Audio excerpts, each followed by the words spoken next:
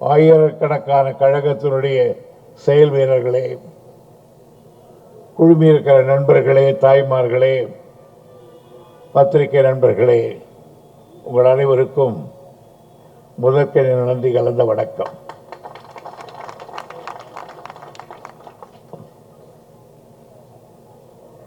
நண்பர் ஜெகத் ரட்சகன் சொன்னதை போல் தளபதியை பாராட்டுகிற அதே நேரத்தில்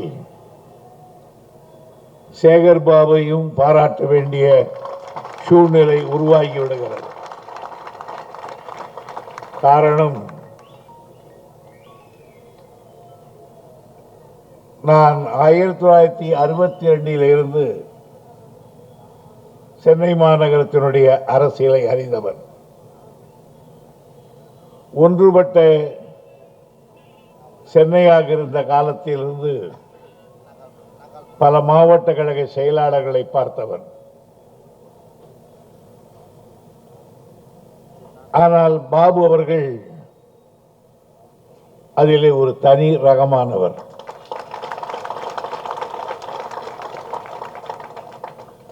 சுருக்கமாக சொன்னால், பாபுவை போல் நாம் இருக்க வேண்டும் என்று மற்ற மாவட்ட கழக செயலாளர்கள் காப்பி அடிக்கிற அளவுக்கு உயர்ந்து நிற்கிறவர் நம்முடைய சேகர் பாபு அவர்கள். மிக அற்புதமான கூட்டம். ஆனால் நாங்கள் இருக்கிற இடத்திலிருந்து நெடுந்தூர கூட்டம். வருவதற்கே 1 மணி நேரத்துக்கு மேலாகிவிட்டது. பாபு அப்படித்தான் போடுவார், எனக்கு தெரியும். எனவே அவருக்கு என் பாராட்டை நான் தெரிவிக்கிறேன்.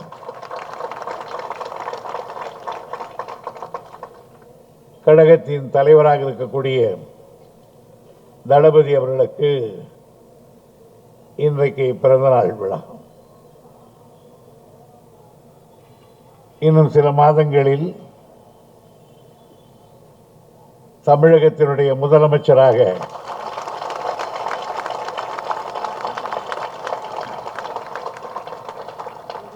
அமரப்போகிறவருக்கு இந்த ஆண்டு கழக தலைவர் தளபதிக்கு பிறந்தநாள் விழா என்று இருக்கும். அடுத்த ஆண்டு தமிழகத்தினுடைய முதல்வர் அவர்களுக்கு பிறந்தநாள் விழா என்று இருக்கும். இந்த பெருமை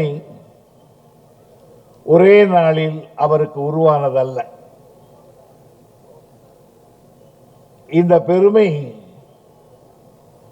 மாற்றுக் கட்சியினர்களும் ஒத்துகிற அளவுக்கு உயர்ந்து இருக்கிறது என்றால்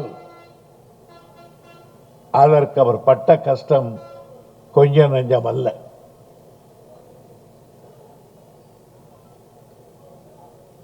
இளம் பிராயம் முதல் கொண்டே எந்த விதமான பிரதிபலனை எதிர்பார்க்காமல் இயக்கத்திலே தன்னை ஈடுபடுத்திக் கொண்டவர்.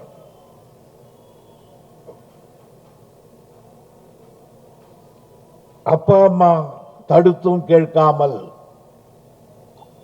இரவு பகல் பாராமல் கழக செயல் வீரர்களில் ஈடுபட்டவர். சுற்றி கொண்டே இருப்பார். அதை கலைஞர் ஒரு நாள் சொன்னார், நானும் சுற்றி இருக்கிறேன், ஆனால் இவனை போல் என்னால் கூட அந்த காலத்தில் சுற்ற முடியவில்லை என்று சொல்லுவார். அதற்கு பிறகு தியாகம் புரிவதிலேயும் யாருக்கும் இழைத்தவனாக அல்ல. தலைவன் மகன் என்ற தனி சலுகையை பெற்று தலைவராக வேண்டும் என்று முயற்சித்தவர் அல்ல தளபதி அவர்கள். ஒரு தொண்டனாக இருந்து தொண்டாற்றுவதன் மூலம் தொண்டர்களுடைய அன்பை பெற்று தலைவனாக வேண்டும் என்று விரும்பி உழைத்தவர் நம்முடைய தளபதி அவர்கள். ஆகையினாலே தான் கழக நிகழ்ச்சிகள், போராட்டங்கள், சிறைச்சாலைகள், சித்திரவதைகள், இத்தனையும் ஒரு அரசியல்வாதி என்னென்ன தியாக தழும்புகளை ஏற்க வேண்டுமோ அத்தனை தியாக தழும்புகளையும் ஏற்று கொஞ்சம் கொஞ்சமாக வளர்ந்து வந்தவர். அவர் தலைவருடைய மகன்தான். ஆனால் அதற்கான சலுகையை அவர் பெற்றதில்லை. அதனுடைய தலைவருக்கு பிறகு எல்லோரும் பயப்பட்டார்கள். காரணம், தலைவர் அவர்கள் ஒரு யானை படுத்திருந்த இடம் போல் அந்த இடத்தை நிரப்புகிற வல்லமை தளபதிக்கு இருக்குமா என்று நினைத்தார்கள். எதிரிகள் நினைத்தார்கள் திமுகவுக்கு இறுதி கட்டம் என்றார்கள். ஆனால் கழக நண்பர்கள் நினைத்தார்கள் இவர் நமக்கு கிடைத்திருக்கிற ஒரு துருவ நட்சத்திரம் என்று கருதினார்கள். எங்களை போல் இருக்கிறவர்கள் நினைத்தோம் தலைவர் இல்லாத இடத்தை தளபதி நிரப்புவார் என்று எண்ணி அவரை நாங்கள் தலைவராக ஏற்றுக்கொண்டோம்.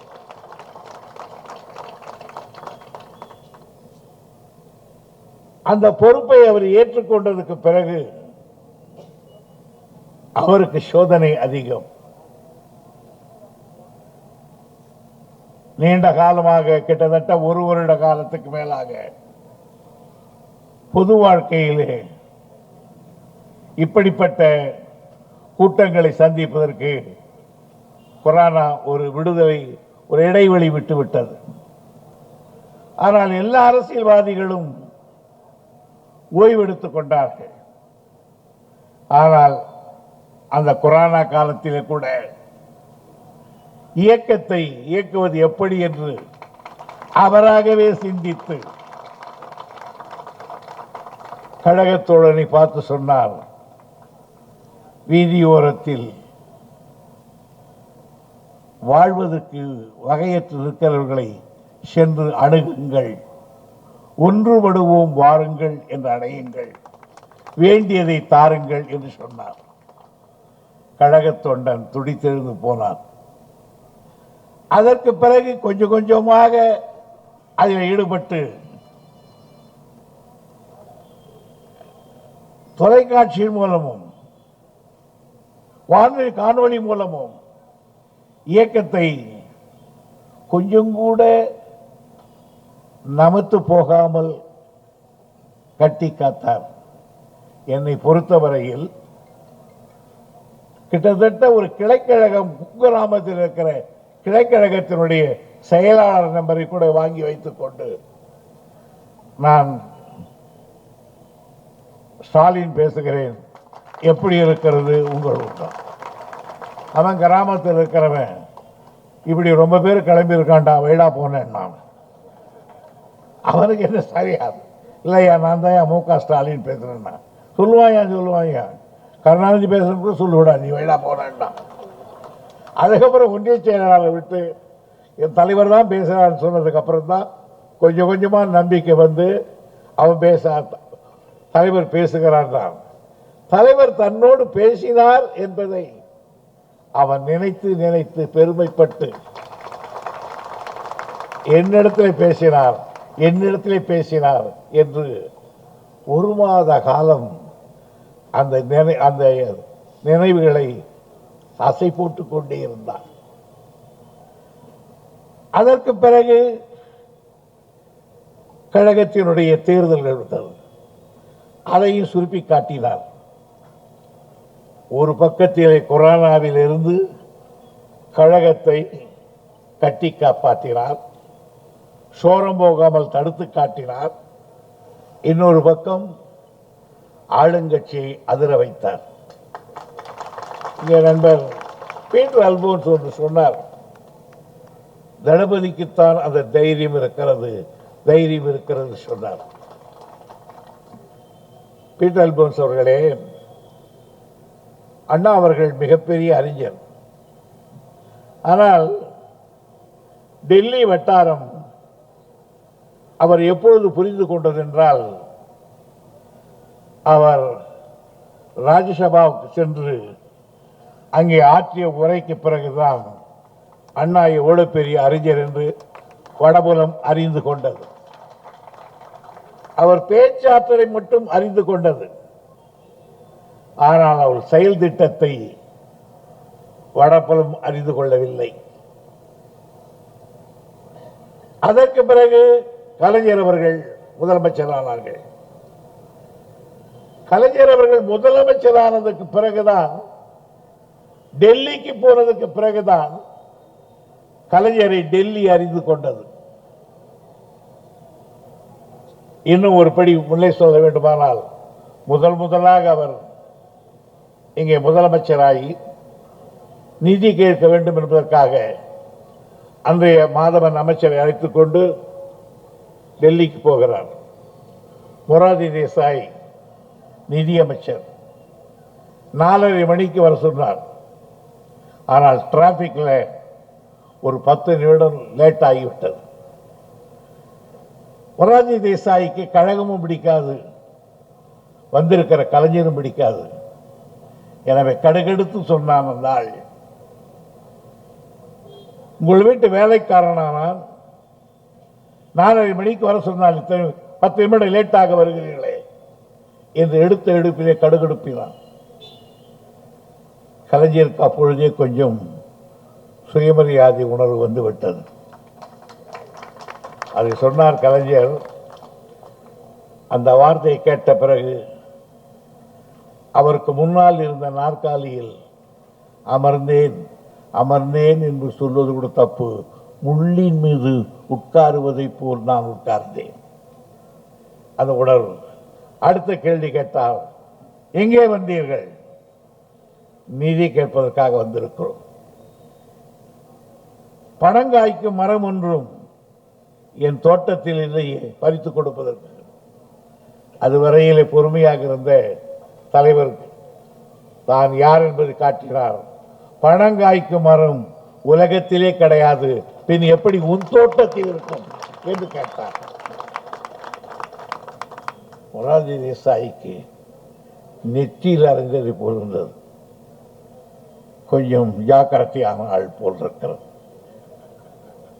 இது அவரை அதிர வைத்தது. முதலமைச்சர்களுடைய மாநாடு, ஃபைவர் பிளான் திட்டங்கள் அப்ரூவல் நடக்கும். எல்லா முதலமைச்சர்களும் உட்கார்ந்து இருக்கிறார்கள். கலைஞர் காலையிலே, இந்திரா காந்தி அம்மையார் அப்பொழுது நமக்கு மிக வேண்டியவர், ஏற்கனவே பலமுறை அவரிடத்தில் சொல்லி இருந்தார், இந்த ஆண்டு எனக்கு சேலம் ஒரு காலை தேவை என்று. ஆனால் காலையிலே போய் மீட்டிங்கில் உட்கார்ந்த பொழுது அஜெண்டாவை புரட்டி பார்த்தால் அதில் சேலம் இரும்பாலை இல்லை. பேசாமல் உட்கார்ந்திருந்தால் அடுத்து மாலையிலே உணவுக்கு இடைவெளி விட்டார்கள். கலைஞர் தமிழ்நாடு ஹவுஸுக்கு வந்து விட்டார். மாலையிலே மறுபடியும் அந்த மன்றம் கூடிற்று. ஆனால் தலைவர் இருக்க வேண்டிய இருக்கை காலியாக இருந்தது. அம்மையார் கேட்டார்கள், எங்கே மிஸ்டர் தமிழ்நாடு முதலமைச்சர் கருணாநிதியை காணவில்லை என்று. அப்பொழுது சொன்னார்கள், அவர் வர முடியாது என்று சொல்லிவிட்டார். ஏன் என்று சொன்னார்கள், நீங்கள் சேலம் இரும்பாலை இந்த அஜெண்டாவில் சேர்க்கவில்லை, எனவே இந்த முதலமைச்சர் கூட்டத்தை நான் புறக்கணிக்கிறேன் என்று சொல்லி அனுப்பியிருக்கிறார் என்று சொன்னார்கள். நண்பர்களே, நேருவின் மகள் கொஞ்சம் அசந்து போய்விட்டார்கள். அடுத்து சொன்னார், அவரே போன் எடுத்து தமிழ்நாடு அரசுக்கு கலைஞரோடு பேசினார். Mister Karunanidhi, definitely I am going into Salem plan. Please come. வாருங்கள் என்று அழைத்தார். அதற்கு பிறகுதான் யார் கலைஞர் என்றதை டெல்லி வட்டாரம் அறிந்து கொண்டது. ராமேஸ்வரம் பாலம் ரயில் பாலம் மட்டும் உண்டு. பிறகு ரோட் வெஹிக்கிள்ஸ் வண்டிகள் போகிற பாலத்தை ஒரு திறப்பு விழா. அந்த விழாவுக்கு நாங்கள் தான் கூட போயிருக்கிறோம். அந்த விழாவில் இந்திரா காந்தி கலந்து கொள்ள திறந்து வைக்கிறார்கள். தலைவர் முதலமைச்சர்.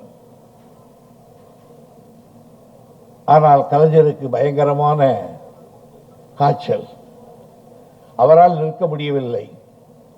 அங்கிருந்து நெடுந்தூரம் ஒரு டிபி. அங்கே போய் கலைஞர் அவர்கள் படுத்துக் கொண்டார்கள். நாங்களெல்லாம் அங்கே போனோம். இந்திரா காந்தி அவர்கள் ஹெலிகாப்டரை வந்து இறங்கினார்கள். சுற்றி பார்த்தார்கள். கலைஞருக்கு தென்படவில்லை. சீஃப் மினிஸ்டர் என்று கேட்டார்கள். அவர்கள் சொன்னார்கள் அவருக்கு ஜுரம், எனவே டிவியிலே போய் ரெஸ்ட் எடுத்துக் கொண்டிருக்கிறார்கள் என்று சொல்லிவிட்டு.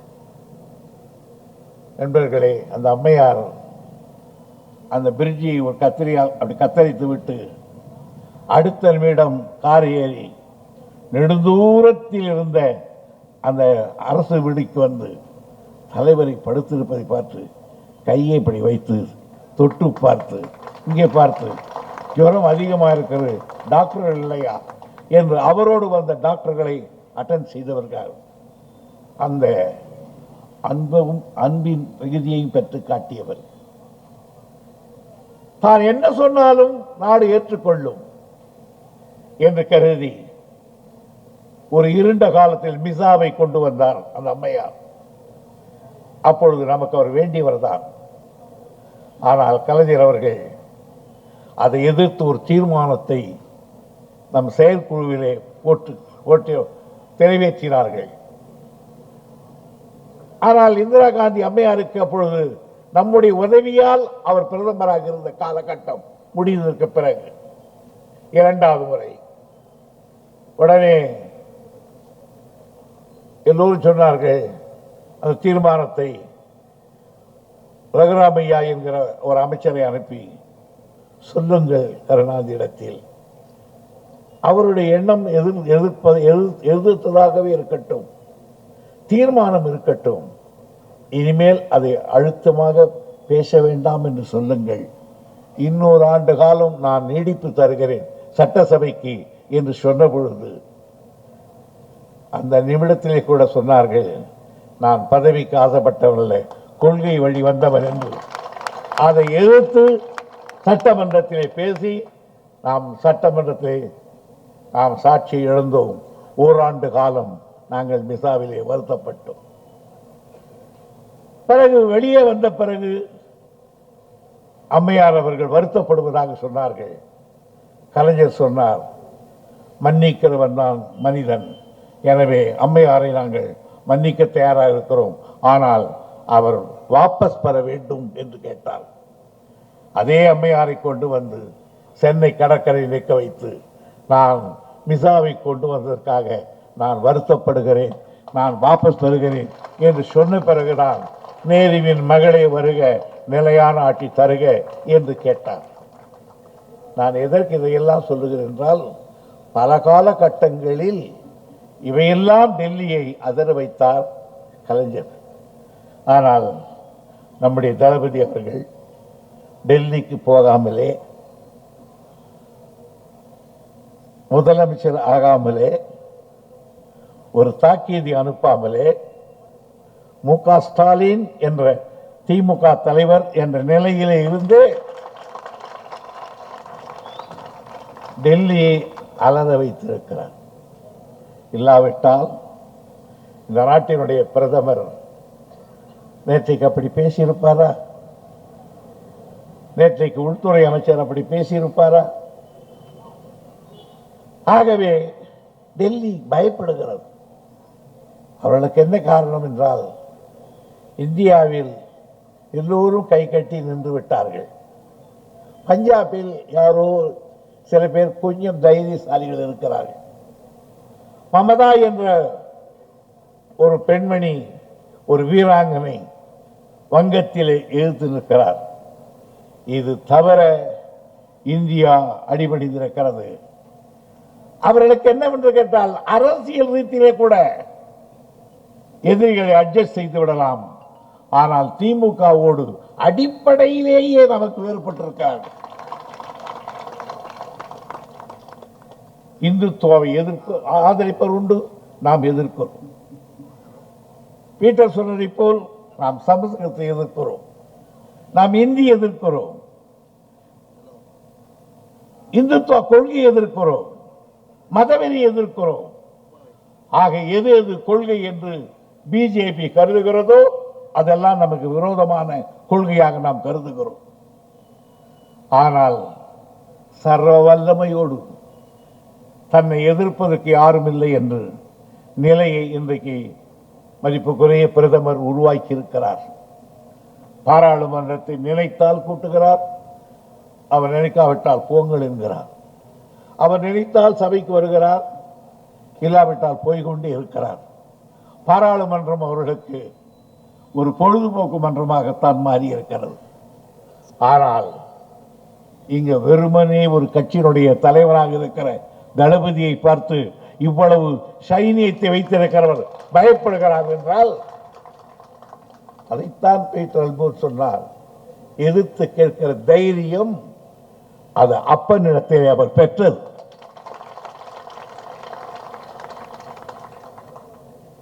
கலைஞரிடத்தில் இருந்ததற்கு தைரியம். எதற்குமே அஞ்ச மாட்டார். ஒரு முறை ஒரு விஷயம் பூடகமாக சொல்கிறேன். தஞ்சாவூரில் ஒரு நிகழ்ச்சி, அந்த நிகழ்ச்சிக்கு நாங்கள் போய் உட்கார்ந்து இருக்கிறோம். அந்த தொகுதி எம்எல்ஏ ஒருவர் இன்னும் கொஞ்ச நேரம் கழிச்சு போகலாம் என்றார். ஏன் இப்பவே அரை மணி நேரம் ஆச்சுன்னு கேட்டார். அவர் சொன்னார், எதிர்கட்சிகள் எல்லாம் கொஞ்சம் கட்டாரி ஈட்டி எல்லாம் வைத்துக்கொண்டு வழிமறிப்பதை போல் தெரிகிறது என்று சொன்னார். கலைஞர் ஒற்றை நாடி ஒருவன் தான். அவரை பார்த்து, வேலைக்கு நில்லையா, நீ எல்லாம் ஒரு ஆம்பளை, புடவை கட்டிட்டு வராம இறங்கி கிடு கிடு கிடு இறங்கி நடந்து போய் வண்டியில் ஏறி அந்த நின்று கொண்டவர்கள் மத்தியிலேயே கண்ணாடி இறக்கிட்டு போனார். இவரை பார்த்தவெல்லாம் ஆயுதத்தை கீழே போட்டு உனக்கு பண்ணிட்டான். அந்த வல்லமை, அந்த ஆற்றல் இவை பெற்றிருக்கிறது. எல்லாவற்றை விட தளபதியினுடைய ஒரு பெரிய சாமர்த்தியம், போன முறை யார் யார் நமக்கு எதிரணி அமைத்து நம்மை கொஞ்சம் கவுத்தார்களோ அவர்களை எல்லாம் இந்த அணியில உட்கார வைத்திருக்கிறார். அதுவே சாமர்த்தியம் தானே. இப்பொழுது அவர்களிடத்தில் இருந்தவர்கள்லாம் நம்மிடத்தில். இப்பொழுது யுத்த களம் தயாராக போகிறது. எழுதி வைத்துக் கொள்ளுங்கள். கலைஞர் 1971 184 இடங்களில் வெற்றி பெற்றார் சட்டமன்றத்தில். தளபதிக்கு ஒரே வைராக்கியம், அங்க அப்பனையே வெல்ல வேண்டும் என்று. கொஞ்சம் விட்டா அவங்க அப்பாவா வெல்லுவே போல பார்த்தேன் சொல்றார். இல்லை என்ன எப்படின்னு 200 கம்மி நிற்க கூடாதுன்னு, நாம 190ஆவது வெற்றி பெற்று காட்டணும். அப்பா பெற்றதை விட ஒரு இடமாவது நான் பெற்று காட்டுவேன் என்று சொல்லுகிற அந்த அரசியல் வேகம், சாதுரியம் எங்களை போல் மூத்தவர்களை எல்லாம் பிரமிக்க வைக்கிறது. ஆகையினாலேதான் அவரை ஒரு தலைவராக ஏற்றுக்கொண்டிருக்கிறோம். நான் பார்த்த பிள்ளைதான் என் தோளுக்கு விழுந்த தோழனானான். இன்று என் தலைக்கு மேலே வளர்ந்தார். என்னை தலைவனாக நான் ஏற்றுக்கொண்டிருக்கிறேன். எனக்கொன்றும் அதில் வெட்கவில்லை. எங்கோ இருந்து வந்த என்னை தலைவர் 53 ஆண்டு காலம் அவர் மடியில என்னை உட்கார வைத்திருந்தார். அவருக்கு நான் என்ன ஜாதி, பணக்காரனா ஏழையா ஒன்றுமே தெரியாது. 62 அவரோடவே இருக்கிறான். 71 நான் சீட்டு கேட்டேன். அப்ப கேட்டார், எல்லாரும் சொன்னாங்க ஏன் அங்க கேட்கறான்னாரு. அப்பதான் அவருக்கு தெரியும், துரை நீ இந்த ஜாதியா, எனக்கு தெரியவே தெரியாது ஐயா, இத்தனை வருஷ காலம். அப்படி மடியில வளர்த்தவர். என்னை வளர்த்த என் தலைவருக்கு அவர் மகனை நான் தோளிலே தூப்பதில் எனக்கு என்ன இருக்கிறது வெட்கம். கமலபாதி திருவாதி என்கிறவர் நேருவின் குடும்பத்தில் இருந்தார். ஒரு ராஜரிஷி மாதிரி அவர்.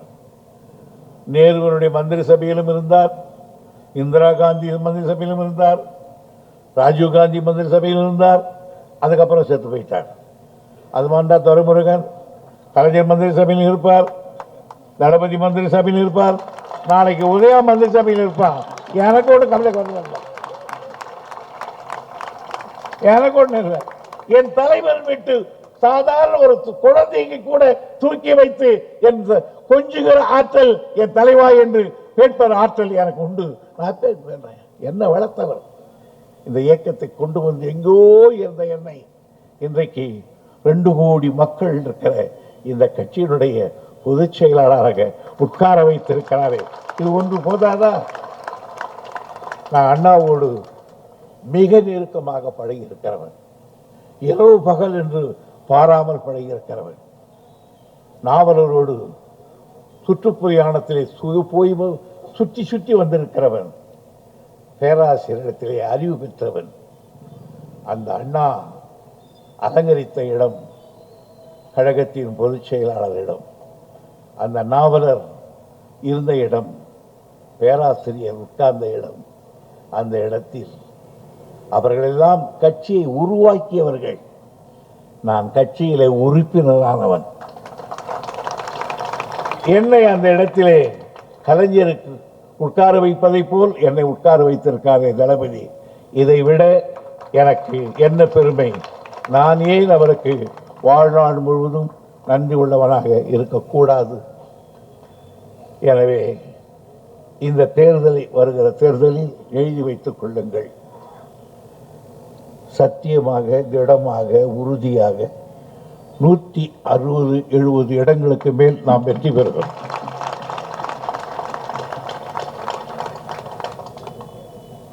எதிர்கட்சி அந்தஸ்து கூட அதிமுகவுக்கு இருக்காது. அதையும் நான் உங்களுக்கு தெரிவித்து வாழ்க தளபதி என்று விடை கூறுகிறேன். நன்றி, வணக்கம்.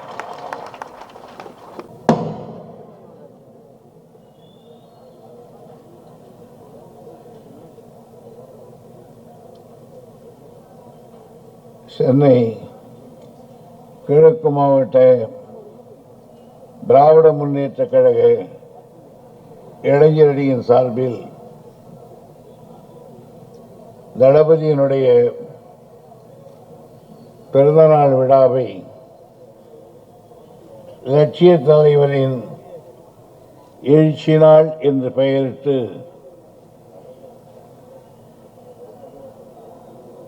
பெரும் விமர்சையாக இந்த நிகழ்ச்சியை ஏற்பாடு செய்திருக்கிற தலைமை தாங்கி இருக்கக்கூடிய சென்னை கிழக்கு மாவட்ட இளைஞரணி அமைப்பாளர் திரு மகேஷ் அவர்களே, முன்னிலை வைக்கக்கூடிய நாகராஜன், ஐசிஎஸ் முரளிதரன், தேவஜபகர், சந்துரு, பன்னீர்செல்வம், சித்திக், லோகேஷ், கோகுல், பருதி இடம் சுருதி அவர்களே, வரவேற்புரையாற்றிய அருமை நண்பர் ராமச்சந்திரன் அவர்களே, கொடத்தூர் மேற்கு கிழக்கு பகுதி இளைஞரணி துணை அமைப்பாளர்களே, எனக்கு முன்னால் நாங்கள் வருவதற்கு முன்னால் உரையாற்றி அமர்ந்திருக்கக்கூடிய கழக சட்டத்துறை செயலாளர் ரவிச்சந்திரன் அவர்களே, தம்பி தாயகம் கவி அவர்களே, கழக சட்டத்துறை செயலாளர் வழக்கறிஞர் கிரிராஜன் அவர்களே, சட்டப்பேரவை உறுப்பினர் தலைமை கழகத்தினுடைய தலைமைக்குழு செயற்குழு உறுப்பினர் நண்பர் ரங்கநாதன் அவர்களே, நாடாளுமன்ற உறுப்பினர் அருமை இளவல் கலாநிதி வீராசாமி அவர்களே, இந்த நிகழ்ச்சிக்கு உந்து சக்தியாக இருந்து ஊக்குவித்து விழாவை நடத்தி கொண்டிருக்கக்கூடிய மாவட்ட கழக செயலாளர் சட்டப்பேரவை உறுப்பினர் நண்பர் சேகர்பாபு அவர்களே, நாங்கள் வருகிற பொழுது தளபதியினுடைய அரசியல் சாகசங்களை அற்புதமாக விளக்கிக் கொண்டிருந்த ஆற்றல் மிக்க பேச்சாளர் அருமை நண்பர் காங்கிரஸ் கட்சியினுடைய தலைவர்களிலே ஒருவர் பீட்டர் அல்போன்ஸ் அவர்களே, எனக்கு முன்னால் உரையாற்றி இருக்கக்கூடிய கழக உயர்நிலை செயல் திட்டக்குழு உறுப்பினர் நாடாளுமன்ற உறுப்பினர்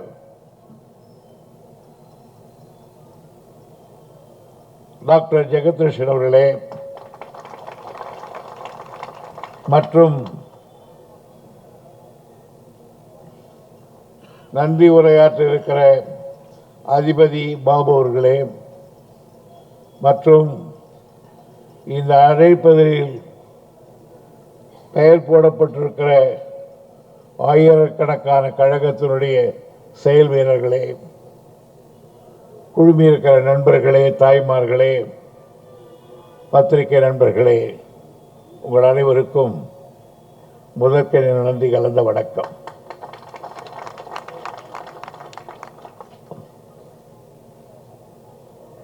நண்பர் ஜெகத்ரட்சகன் சொன்னதை போல் தளபதியை பாராட்டுகிற அதே நேரத்தில் சேகர்பாபையும் பாராட்ட வேண்டிய சூழ்நிலை உருவாகிவிடுகிறது. காரணம், நான் 1962 இருந்து சென்னை மாநகரத்தினுடைய அரசியலை அறிந்தவர். ஒன்றுபட்ட சென்னையாக இருந்த காலத்திலிருந்து பல மாவட்ட கழக செயலாளர்களை பார்த்தவர். ஆனால் பாபு அவர்கள் அதிலே ஒரு தனி ரகமானவர்.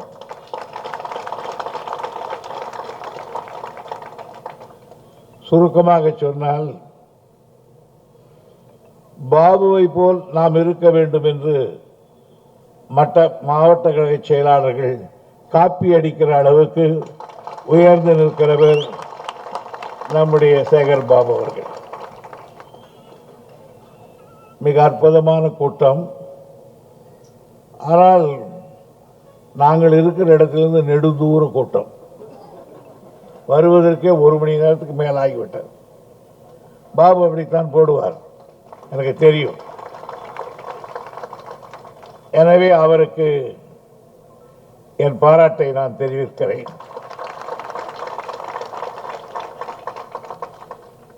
கழகத்தின் தலைவராக இருக்கக்கூடிய தளபதி அவர்களுக்கு இன்றைக்கு பிறந்தநாள் விழா. இன்னும் சில மாதங்களில் தமிழகத்தினுடைய முதலமைச்சராக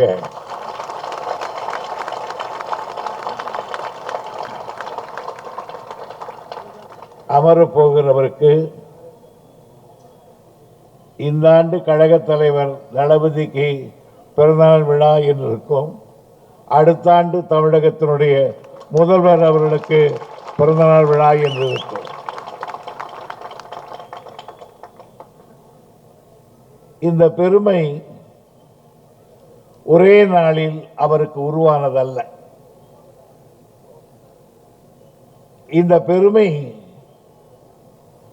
மாற்றுக் கட்சியினர்களும் ஒத்துகிற அளவுக்கு உயர்ந்து இருக்கிறது என்றால்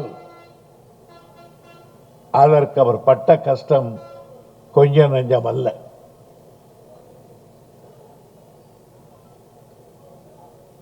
இளம் பிராயம் முதல் கொண்டே எந்த விதமான பிரதிபலனை எதிர்பார்க்காமல் இயக்கத்திலே தன்னை ஈடுபடுத்திக் கொண்டவர்.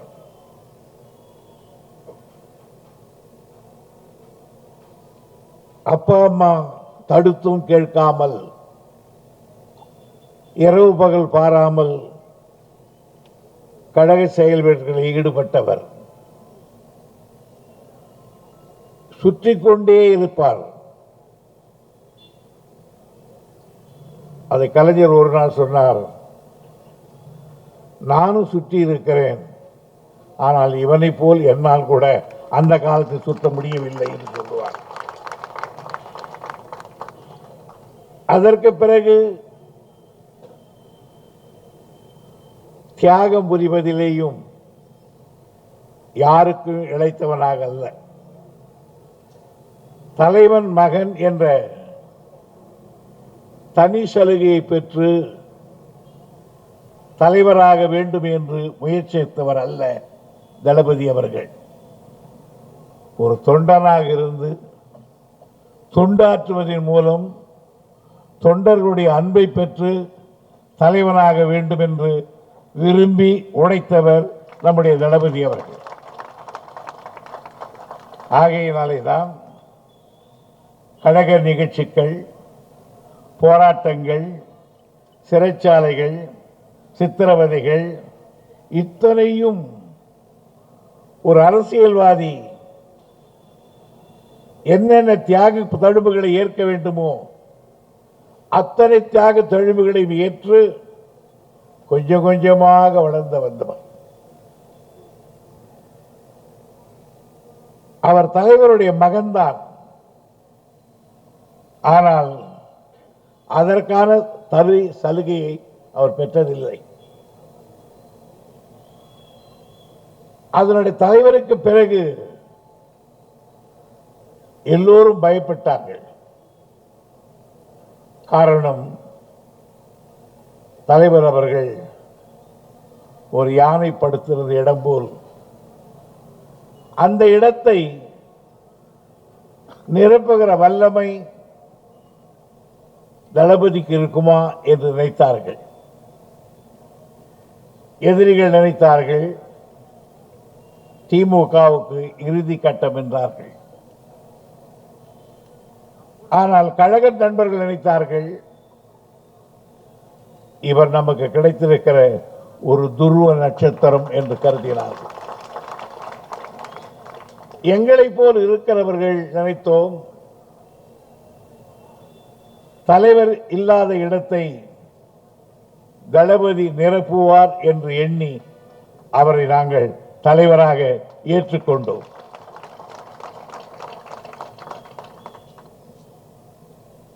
அந்த பொறுப்பை அவர் ஏற்றுக்கொண்டதற்கு பிறகு அவருக்கு சோதனை அதிகம். நீண்ட காலமாக கிட்டத்தட்ட ஒரு வருட காலத்துக்கு மேலாக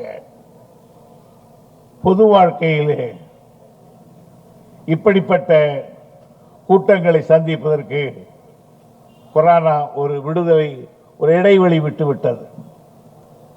ஆனால் எல்லா அரசியல்வாதிகளும் ஓய்வெடுத்துக் கொண்டார்கள்.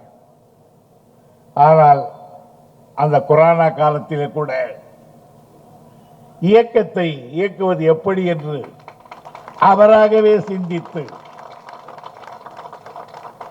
கழகத்தோழனை பார்த்து சொன்னார், வீதியோரத்தில்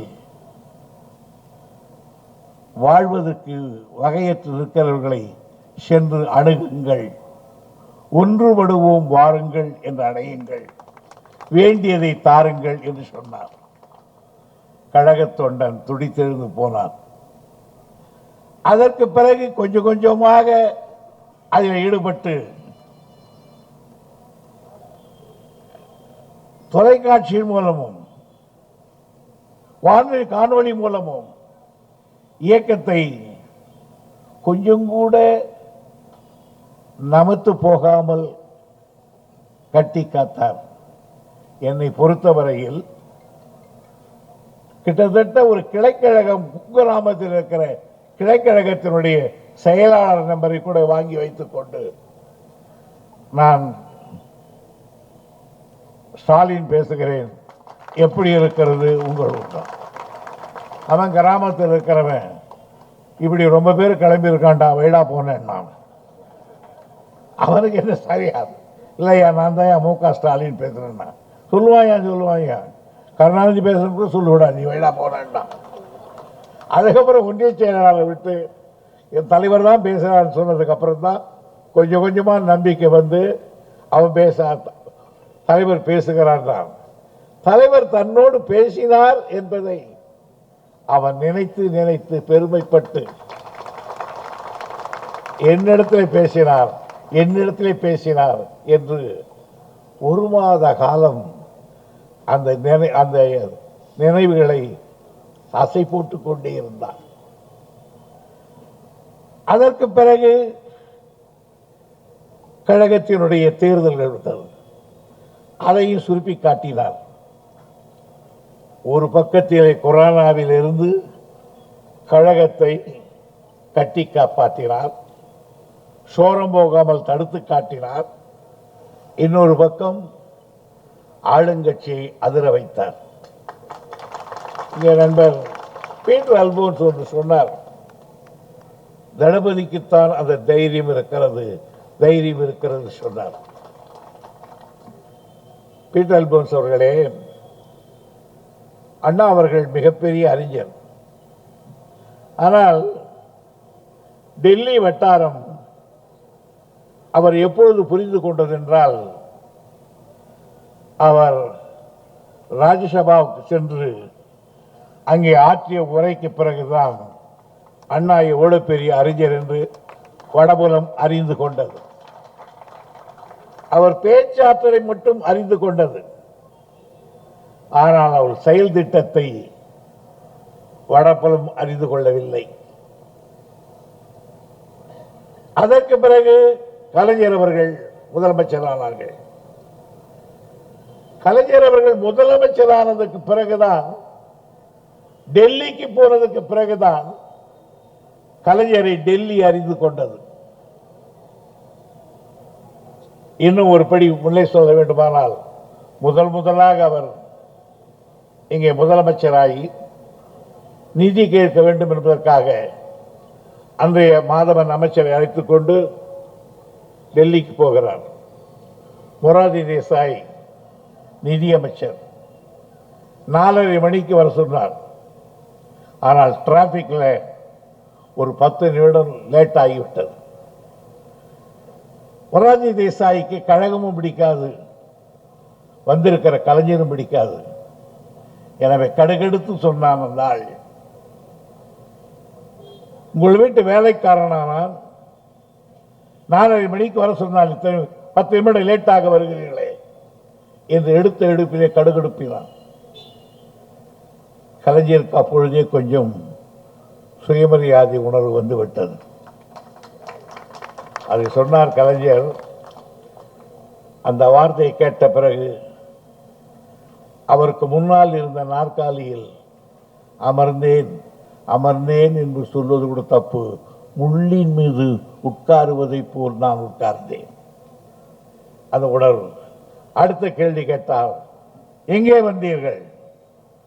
நீதி கேட்பதற்காக வந்திருக்கிறோம். பனங்காய்க்கும் மரம் ஒன்றும் என் தோட்டத்தில் இல்லையே பறித்துக் கொடுப்பதற்கு.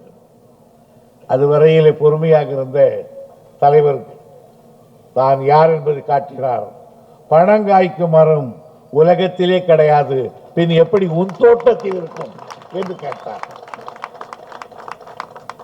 மொரார்ஜி தேசாய்க்கு நெற்றியில் அறிந்ததை போல் இருந்தது. கொஞ்சம் ஜாக்கிரதையான ஆள் போல் இருக்கிறது. இது அவரை அதிர வைத்தது.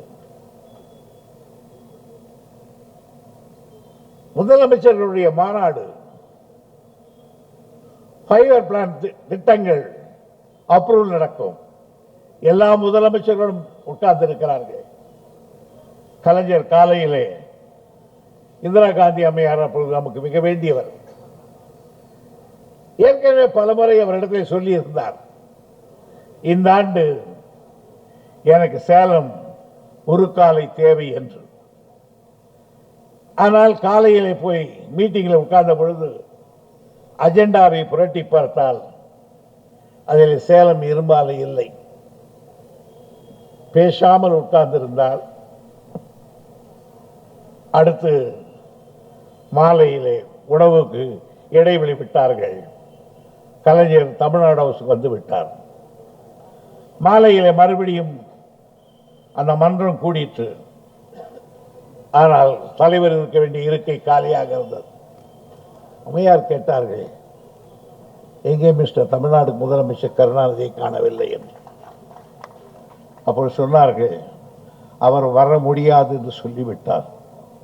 ஏன் என்று சொன்னார்கள், நீங்கள் சேலம் இரும்பாலை இந்த அஜெண்டாவில் சேர்க்கவில்லை, எனவே இந்த முதலமைச்சர் கூட்டத்தை நான் புறக்கணிக்கிறேன் என்று சொல்லி அனுப்பியிருக்கிறார் என்று சொன்னார்கள். நண்பர்களே, நேருவின் மகள் கொஞ்சம் அசந்து போய்விட்டார்கள்.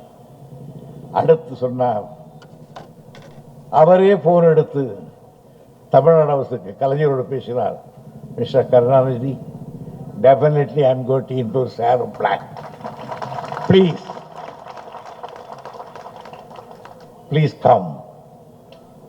வாருங்கள் என்று அழைத்தார். அதற்கு பிறகுதான் யார் கலைஞர் என்றதை டெல்லி வட்டாரம் அறிந்து கொண்டது.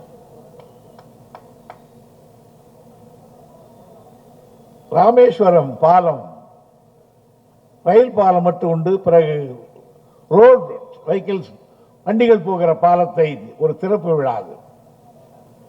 அந்த விழாவுக்கு நாங்கள் தான் கூட போயிருக்கிறோம். அந்த விழாவில் இந்திரா காந்தி கலந்து கொள்ள திறந்து வைக்கிறார்கள். தலைவர் முதலமைச்சர். ஆனால் கலைஞருக்கு பயங்கரமான காய்ச்சல், அவரால் நிற்க முடியவில்லை. அங்கிருந்து நெடுந்தூரம் ஒரு டிபி, அங்கே போய் கலைஞர் அவர்கள் படுத்துக் கொண்டார்கள்.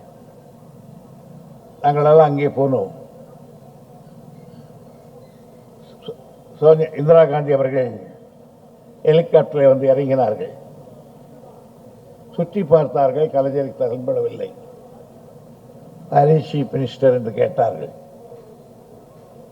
அவர் சொன்னார்கள், அவருக்கு ஜுரம், எனவே டிவியிலே போய் ரெஸ்ட் எடுத்துக் கொண்டிருக்கிறார்கள் என்று சொல்லிவிட்டு. நண்பர்களே, அந்த அம்மையார் அந்த பிரிட்ஜை ஒரு கத்திரியால் அப்படி கத்தரித்து விட்டு அடுத்த நிமிடம் கார் ஏறி நெடுந்தூரத்தில் இருந்த அந்த அரசு விடுதிக்கு வந்து தலைவரை படுத்திருப்பதை பார்த்து கையை இப்படி வைத்து தொட்டு பார்த்து, இங்கே பார்த்து, ஜுரம் அதிகமாக இருக்கிறது, டாக்டர்கள் இல்லையா என்று அவரோடு வந்த டாக்டர்களை அட்டன் செய்தவர்கள் அந்த அன்பின் மிகுதியையும் பெற்று காட்டியவர்.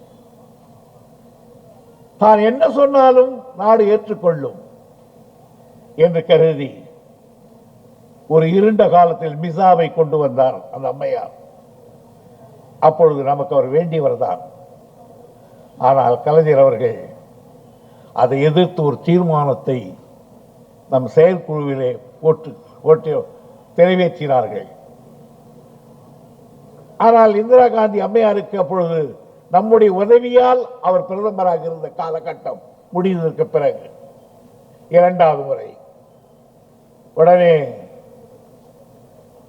எல்லோரும் சொன்னார்கள், அந்த தீர்மானத்தை ரகுராமையா என்கிற ஒரு அமைச்சரை அனுப்பி சொல்லுங்கள் கருணாநிதி இடத்தில், அவருடைய எண்ணம் எதிர்த்ததாகவே இருக்கட்டும், தீர்மானம் இருக்கட்டும், இனிமேல் அதை அழுத்தமாக பேச வேண்டாம் என்று சொல்லுங்கள், இன்னொரு ஆண்டு காலம் நான் நீடிப்பு தருகிறேன் சட்டசபைக்கு என்று சொன்ன பொழுது அந்த நிமிடத்திலே கூட சொன்னார்கள், நான் பதவிக்கு ஆசைப்பட்டவன், கொள்கை வழி வந்தவன் என்று. அதை எதிர்த்து சட்டமன்றத்திலே பேசி நாம் சட்டமன்றத்திலே நாம் சாட்சி இழந்தோம். ஓராண்டு காலம் நாங்கள் மிசாவிலே வருத்தப்பட்டோம். பிறகு வெளியே வந்த பிறகு அம்மையார் அவர்கள் வருத்தப்படுவதாக சொன்னார்கள். கலைஞர் சொன்னார், மன்னிக்கிறவன் தான் மனிதன், எனவே அம்மையாரை நாங்கள் மன்னிக்க தயாராக இருக்கிறோம், ஆனால் அவர் வாபஸ் பெற வேண்டும் என்று கேட்டார். அதே அம்மையாரை கொண்டு வந்து சென்னை கடற்கரை நிற்க வைத்து நான் மிசாவை கொண்டு வந்ததற்காக நான் வருத்தப்படுகிறேன், நான் வாபஸ் பெறுகிறேன் என்று சொன்ன பிறகுதான் நேருவின் மகளே வருக, நிலையான ஆட்சி தருக என்று கேட்டார். நான் எதற்கு இதையெல்லாம் சொல்லுகிறேன் என்றால், பல காலகட்டங்களில் இவையெல்லாம் டெல்லியை அதிர வைத்தார் கலைஞர். ஆனால் நம்முடைய தளபதி அவர்கள் டெல்லிக்கு போகாமலே, முதலமைச்சர் ஆகாமலே, ஒரு தாக்கீது அனுப்பாமலே, மு.க. ஸ்டாலின் என்ற திமுக தலைவர் என்ற நிலையிலே இருந்து டெல்லியை அலற வைத்திருக்கிறார். இல்லாவிட்டால் இந்த நாட்டினுடைய பிரதமர் நேற்றைக்கு அப்படி பேசியிருப்பாரா? நேற்றைக்கு உள்துறை அமைச்சர் அப்படி பேசியிருப்பாரா? ஆகவே டெல்லி பயப்படுகிறது. அவர்களுக்கு என்ன காரணம் என்றால், இந்தியாவில் எல்லோரும் கை கட்டி நின்று விட்டார்கள். பஞ்சாபில் யாரோ சில பேர் கொஞ்சம் தைரியசாலிகள் இருக்கிறார்கள். மமதா என்ற ஒரு பெண்மணி, ஒரு வீராங்கனை வங்கத்தில் எதிர்த்து நிற்கிறார். இது தவிர இந்தியா அடிபணிந்திருக்கிறது. அவர்களுக்கு என்னவென்று கேட்டால், அரசியல் ரீதியிலே கூட எதிரிகளை அட்ஜஸ்ட் செய்து விடலாம், ஆனால் திமுகவோடு அடிப்படையிலேயே நமக்கு வேறுபட்டிருக்காங்க. இந்துத்துவாவை ஆதரிப்பவர் உண்டு, நாம் எதிர்க்கிறோம். பீட்டர் சொன்னதை போல் நாம் சமஸ்கிருதத்தை எதிர்க்கிறோம், நாம் இந்தி எதிர்க்கிறோம், இந்துத்துவ கொள்கை எதிர்க்கிறோம், மதவெறி எதிர்க்கிறோம். ஆக எது எது கொள்கை என்று பிஜேபி கருதுகிறதோ அதெல்லாம் நமக்கு விரோதமான கொள்கையாக நாம் கருதுகிறோம். ஆனால் சர்வ வல்லமையோடு தன்னை எதிர்ப்பதற்கு யாரும் இல்லை என்று நிலையை இன்றைக்கு மதிப்புக்குரிய பிரதமர் உருவாக்கி இருக்கிறார். பாராளுமன்றத்தை நினைத்தால் கூட்டுகிறார், அவர் நினைக்காவிட்டால் போங்கள் என்கிறார்.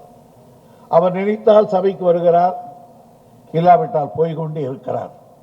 பாராளுமன்றம் அவர்களுக்கு ஒரு பொழுதுபோக்கு மன்றமாகத்தான் மாறி இருக்கிறது. ஆனால் இங்க வெறுமனே ஒரு கட்சியினுடைய தலைவராக இருக்கிற தளபதியை பார்த்து இவ்வளவு சைனியத்தை வைத்திருக்கிறவர் பயப்படுகிறார் என்றால், அதைத்தான் பீட்டர் அல்போர்ட் சொன்னார், எதிர்த்து கேட்கிற தைரியம் அது அப்பனிடத்திலே அவர் பெற்றது.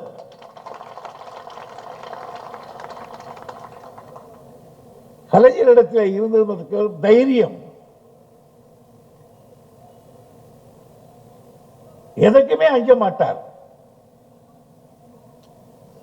ஒரு முறை ஒரு விஷயம் பூடகமாக சொல்கிறேன். தஞ்சாவூரில் ஒரு நிகழ்ச்சி, அந்த நிகழ்ச்சிக்கு நாங்கள் போய் உட்கார்ந்து இருக்கிறோம். அந்த தொகுதி எம்எல்ஏ ஒருவர் இன்னும் கொஞ்ச நேரம் கழித்து போகலாம் என்றார். ஏன் இப்பவே அரை மணி நேரம் ஆச்சுன்னு கேட்டார். அவர் சொன்னார், எதிர்கட்சிகள் எல்லாம் கொஞ்சம் கட்டாரி ஈட்டி எல்லாம் வைத்துக்கொண்டு வழிமறிப்பதை போல் தெரிகிறது என்று சொன்னார். கலைஞர் ஒற்றை நாடி ஒருவன் தான். அவரை பார்த்து, வேலைக்கு நில்லையா, நீ எல்லாம் ஒரு ஆம்பளை, புடவை கட்டிட்டு வராம இறங்கி கிடு இறங்கி நடந்து போய் வண்டியில் ஏறி அந்த நின்று கொண்டவர்கள் மத்தியிலேயே கண்ணாடி இறக்கிட்டு போனார். இவரை பார்த்தவெல்லாம் ஆயுதத்தை கீழே போட்டு உனக்கு பண்ணிட்டான். அந்த வல்லமை, அந்த ஆற்றல் இவை பெற்றிருக்கிறது. எல்லாவற்றை விட தளபதியினுடைய ஒரு பெரிய சாமர்த்தியம், போன முறை யார் யார் நமக்கு எதிரணி அமைத்து நம்மை கொஞ்சம் கவுத்தார்களோ அவர்களை எல்லாம் இந்த அணியிலே உட்கார வைத்திருக்கிறார். அதுவே சாமர்த்தியம் தானே. இப்பொழுது அவர்களிடத்தில் இருந்தவர்கள்லாம் நம்மிடத்தில். இப்பொழுது யுத்த களம் தயாராக போகிறது. எழுதி வைத்துக் கொள்ளுங்கள். கலைஞர் 1971 184 இடங்களில் வெற்றி பெற்றார் சட்டமன்றத்தில்.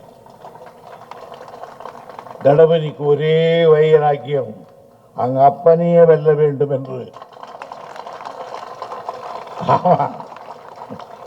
கொஞ்சம் விட்டா அவங்க அப்பாவா வெல்லுவே போல பார்த்தேன் சொல்றார். இல்லை என்ன எப்படி 200 கம்மி நிற்க கூடாதுன்னு நாம 190 வெற்றி பெற்று காட்டுறேன்.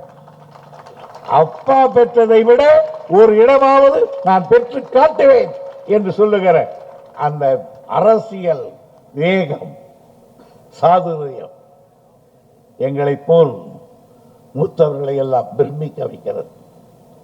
ஆகையினாலேதான் அவரை ஒரு தலைவராக ஏற்றுக்கொண்டிருக்கிறோம். நான் பார்த்த பிள்ளைதான் என் தோளுக்கு விழுந்த தோழனானான். இன்று என் தலைக்கு மேலே வளர்ந்தார். என்னை தலைவனாக நான் ஏற்றுக்கொண்டிருக்கிறேன். எனக்கொன்றும் அதில் வெட்கவில்லை.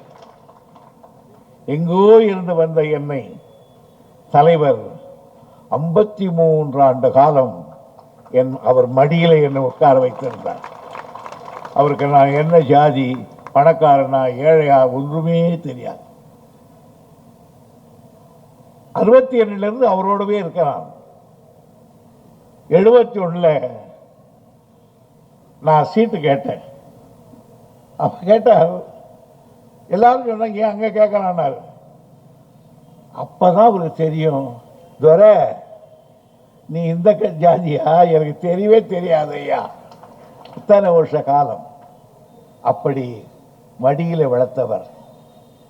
என்னை வளர்த்த என் தலைவருக்கு அவர் மகனை நான் தோளிலே தூப்பதில் எனக்கு என்ன இருக்கிறது வெட்கம். கமலபாதி திருவாதி என்கிறவர் நேருவின் குடும்பத்தில் இருந்தார். ஒரு ராஜரிஷி மாதிரி அவர். நேருவனுடைய மந்திரி சபையிலும் இருந்தார், இந்திரா காந்தி மந்திரி சபையிலும் இருந்தார், ராஜீவ் காந்தி மந்திரி சபையில் இருந்தார். அதுக்கப்புறம் செத்து போயிட்டார். அது மாண்டா துரைமுருகன் கலைஞர் மந்திரி சபையில் இருப்பார், தளபதி மந்திரி சபையில் இருப்பார், நாளைக்கு உதயா மந்திரி சபையில் இருப்பான். எனக்கு ஒன்று கவலை வரல, எனக்கு ஒன்று இல்லை. என் தலைவர் விட்டு சாதாரண ஒரு குழந்தைக்கு கூட தூக்கி வைத்து என் கொஞ்சுகிற ஆற்றல் என் தலைவா என்று கேட்பது ஆற்றல் எனக்கு உண்டு. நான் என்ன வளர்த்தவர். இந்த இயக்கத்தை கொண்டு வந்து எங்கோ இருந்த என்னை இன்றைக்கு 2 கோடி மக்கள் இருக்கிற இந்த கட்சியினுடைய பொதுச் செயலாளராக உட்கார வைத்திருக்கிறாரே, இது ஒன்று போதாதா? நான் அண்ணாவோடு மிக நெருக்கமாக பழகி இருக்கிறவன், இரவு பகல் என்று பாராமல் பழகி இருக்கிறவன். நாவலரோடு சுற்றுப்பிரயாணத்திலே போய் சுற்றி சுற்றி வந்திருக்கிறவன், பேராசிரியரிடத்திலே அறிவு பெற்றவன். அந்த அண்ணா அலங்கரித்த இடம் கழகத்தின் பொதுச் செயலாளரிடம், அந்த நாவலர் இருந்த இடம், பேராசிரியர் உட்கார்ந்த இடம், அந்த இடத்தில் அவர்களெல்லாம் கட்சியை உருவாக்கியவர்கள். நான் கட்சியிலே உறுப்பினரானவன். என்னை அந்த இடத்திலே கலைஞருக்கு உட்கார வைப்பதை போல் என்னை உட்கார வைத்திருக்காரே தளபதி, இதை விட எனக்கு என்ன பெருமை. நான் ஏன் அவருக்கு வாழ்நாள் முழுவதும் நன்றி உள்ளவனாக இருக்கக்கூடாது? எனவே இந்த வருகிற தேர்தலில் எழுதி வைத்துக் கொள்ளுங்கள். சத்தியமாக, திடமாக, உறுதியாக 160-170 இடங்களுக்கு மேல் நாம் வெற்றி பெறுகிறோம்.